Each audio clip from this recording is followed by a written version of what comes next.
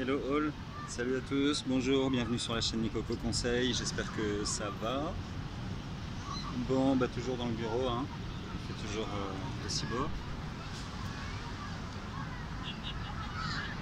C'est mis en deuxième ligne aujourd'hui, il y a trop de monde, il y a trop de monde, il y a trop de monde. Bon, alors, petit bilan, petit retour en arrière. Kvitova m'a lâché, c'est dommage, c'était une belle confiance. J'avais pas vu le match, j'ai regardé des reviews, elle a fait pas mal de fautes, Vénus a été très bonne. Et voilà, donc hier c'était une journée assez facile. Moi j'ai joué une seule cote, mais une grosse mise que j'avais mise en club, hein, j'avais 6%. Je vais reposer aujourd'hui en club privé une mise à 10%, une très forte confiance. Et aujourd'hui en public, c'est une belle confiance également que je vais vous donner. C'est une cote à 1,78. C'est une mise à 6%. Donc là, on arrive dans les mises intéressantes en termes de gestion de banquerolle. Allez, on perd pas de temps. Premier match. Gilles Simon, Thiem, ATP, Indian Wells. Opposition de style là, un petit peu, hein, parce que d'un côté, je vais avoir le français qui... Le français qui, j'ai le petit qui a l'eau, alors on a l'œil évidemment. Le français Gilles Simon qui est un, on peut pas dire que ce soit un gros serveur, c'est le moins qu'on puisse dire. C'est son gros point faible. C'est un joueur qui sert, qui sert des balles très faibles. Il a très peu de puissance dans les bras, donc en fait c'est vrai qu'il s'expose très facilement à des contres de la part de ses adversaires. Il suffit qu'il joue contre quelqu'un qui retourne très bien et qui soit assez agressif, et tout de suite le match devient compliqué pour Gilles Simon. Donc ces deux dernières années, 2017-2018, ont été relativement compliquées. Il a des cartes négatives, 17-26 en 2017, 35-27 l'an dernier. Cette année, ça a l'air de repartir un petit peu mieux. Il y a 9 victoires, 6 défaites. Il fait surtout un très bon début d'année où il gagne, où il fait une demi à Pune, où il fait une demi à Sydney, et il fait récemment un quart de finale à Marseille. Il paraissait mieux concerné dans les matchs. En tout cas, c'est un joueur qui, s'il n'a pas de très grosse qualité de service, c'est un joueur très intelligent et un très bon tacticien. Techniquement, il est très bon. Il arrive à faire durer les échanges, c'est un petit peu sa marque de fabrique à lui, hein. Il compense ce péché de mise en jeu par une présence tactiquement, et surtout par le fait de faire traîner les échanges. Parce que c'est pas un joueur puissant, donc il a essayé de balayer à droite, à gauche, donc ça il le fait plutôt bien. Et voilà. C'est surtout aussi un problème mental. Quand il veut être bien, il est bien, et quand il décroche complètement. Là, il a l'air sur une spirale quand même assez positive. Je pense qu'on l'a vu faire des matchs plutôt intéressants. On l'a vu faire des matchs intéressants face à Kerey, face à Millman, notamment à Sydney. Je l'ai vu très bon face à Kerey. Et après, il perd contre Berdych, il perd contre Tsonga, il perd contre Goffin, donc c'est pas non plus alarmant. Voilà, donc plutôt au début de saison où il y a du mieux chez Simon. Il va jouer contre Thiem. Donc Thiem, c'est un joueur, on sait que sur dur pour lui c'est un petit peu plus compliqué que sur terre battue. Où il excelle sur terre parce que son jeu est vraiment fait pour. Un gros service, un gros coup droit sur son retour. Mais il manque de régularité sur dur. C'est un petit peu plus compliqué pour lui. Et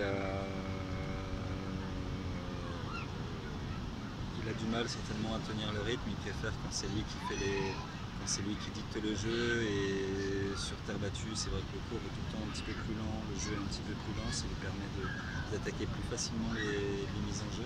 C'est vrai que quand il arrive sur dur, il a un petit peu plus de mal à gérer cet aspect-là. À être régulier dans l'intensité qu'il va mettre, et être régulier dans l'intensité surtout quand il reçoit de l'intensité. Là, il est plus en difficulté. Mais sinon, c'est vrai que c'est un gros serveur, il cogne, il tape vite, il termine rapidement les coups. Lui, justement, contrairement à Simon qui va vouloir faire traîner les jeux, Thiem, c'est l'inverse. Ça va être un service, coup droit, il va essayer de finir en 2-3 coups ses jeux de service, donc il va essayer de les finir assez rapidement. Donc voilà. Sur ce match, le H2H est très favorable à l'Autrichien, 8-2. 7 victoires consécutives de Thiem. Sur les 7 victoires consécutives, seulement 3 sets de concédés. Je pense qu'il a la main. La dernière victoire était sur dur, 6-4, 6-2 au Masters de Paris. Donc voilà, je pense qu'il y a un ascendant pour Thiem sur ce match. Moi je vais miser Thiem, que je vais combiner donc avec le match Viklensteva contre Kerber. La Russe de 22 ans qui fait un très bon début de saison. Elle fait un très bon début de saison. Elle a une carte à 16-5 et sur dur 9-3, 9 victoires, 3 défaites. Après, c'est vrai qu'elle joue principalement challenger. Elle se bat pour entrer dans les circuits principaux en passant par les qualifs. Là, notamment, c'est le cas. Elle a déjà 4 matchs, donc ça va être son 5e match face à Kerber, face à l'Allemande. Ça va peut-être commencer à piquer un petit peu également physiquement, même si ces matchs ont été assez vite bouclés en 2-7. Jakubovic notamment 6-1, 7-6. Et là, elle gagne Suarez 6-2, 6-0. Très facilement, mais c'est une joueuse qui progresse, surtout qui est très sérieuse. C'est pas une grosse serveuse, c'est pas une joueuse qui attaque, mais c'est une serveuse qui retourne très bien. Elle donne pas de coups gratuits, elle retourne dans le court, elle sert dans le court, elle défend. Donc voilà.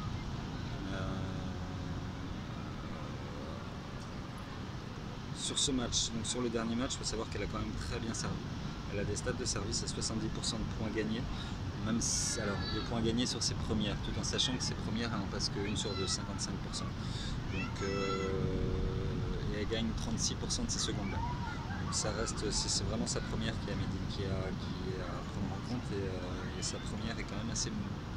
Enfin, sur voilà, donc elle a une mise en jeu sur deux de réussir, c'est quand même assez moyen. Par contre, elle retourne bien, elle a retourné à 66% sur Suarez Navarro. Bon, le souci là, c'est que face à elle n'a pas Suarez Navarro, elle n'a pas Jakubovic, elle va avoir Kerber qui fait un excellent début d'année. Pas forcément au niveau des résultats, mais au niveau de son tennis. C'est une joueuse qui va énormément vers l'avant, elle attaque, elle prend des points offensifs. Elle a déjà gagné un tournoi cette année, je ne sais plus où c'était, j'ai oublié le nom. Elle perd contre Gvito à Sydney et elle bat Muguruza, Barty, déjà Cornet, Bencic en Hollande également. Donc c'est vrai que c'est une joueuse, Kerber, c'est une joueuse très puissante. Elle est gauchère, elle tape des balles très lourdes, elle attaque les coups, elle joue rapidement, après le rebond. Donc, et puis c'est vrai qu'elle a une main gauche très lourde et très lourde, très précise, ça dépend. C'est un petit peu son souci, c'est que quand tout rentre, elle est redoutable. C'est qu'elle a aussi une capacité à balancer en tribune et donc quand ça passe pas, c'est plus compliqué pour elle. Mais là en ce moment, ça a l'air d'aller. Hier, elle a passé 93% de points gagnés sur ses premières balles. C'est énorme, elle fait 27 sur 29, elle gagne 27 points sur 29 sur ses premières balles. Et 93%, et elle a retourné à 60%. Donc c'est juste des stats énormes, et au niveau de son tennis, on sent qu'elle est en confiance, qu'elle est bien, qu'elle est concentrée, qu'elle est concernée. Donc je vois Kerber et gagner ici. Donc ça me fait un très beau combiné qui cote 1,78 sur lequel je mise 6%. J'ai mis 6% cote 1,78 sur la victoire de Thiem combinée à la victoire de Kerber. Voilà les loulous, je vous souhaite une excellente journée, big up, peace.